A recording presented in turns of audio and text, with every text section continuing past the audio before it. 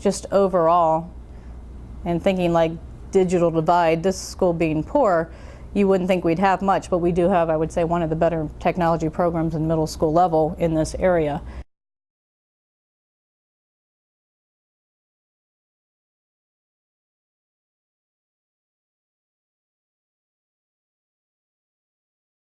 Our goal as a technology program to begin with, because it's only a 2-year program, was one to catch up with the Ohio technology standards. We were really behind.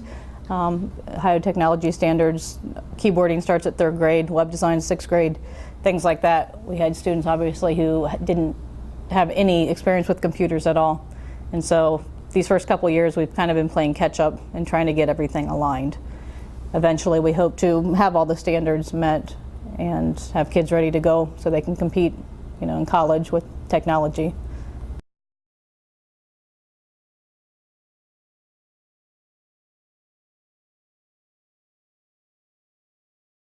And I think where the digital divide hits us more is at the parent level, not having, like we said, access at home. Companies not willing to say we're going to supply DSL to this area because there's not going to be a lot of profit. And third thing would be, because we're a small school with not a lot of money, if a program would have to go, it would be a program like this. That would not be math, science, reading, writing, one of your core programs. And so I think the small schools a lot of times get hurt in the technology area because it's not an academic requirement. They can cut these programs.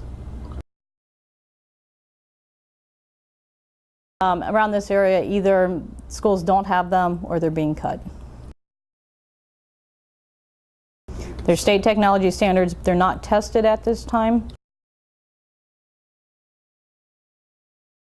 I think that wave will be coming eventually where they will test the tech standards, but right now they're not. So if they're not testing them and it doesn't go on the report card, it's easy to cut the program.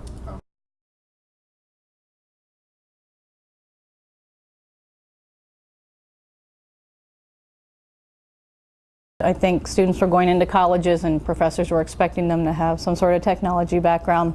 A lot of our students didn't. They were scared away, I think, for some of the bigger universities. And yeah, I do think it was a problem with our students, but I do think they are learning more and are better prepared. If you're not used to utilizing computers every day and then you're in an environment where you have to, I mean, I think there's an inherent disadvantage there.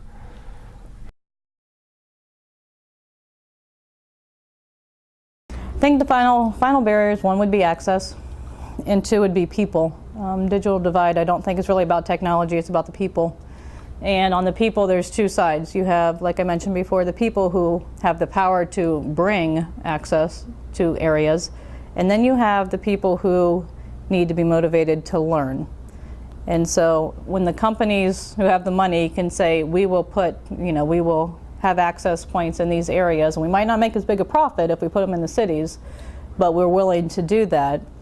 And then once that happens, you have to have the other people who are afraid of technology or who say, I don't want to touch that computer, motivated enough to learn to use it. And so it's on both sides, where the businesses need to come in and the people need to be motivated to learn how to use it.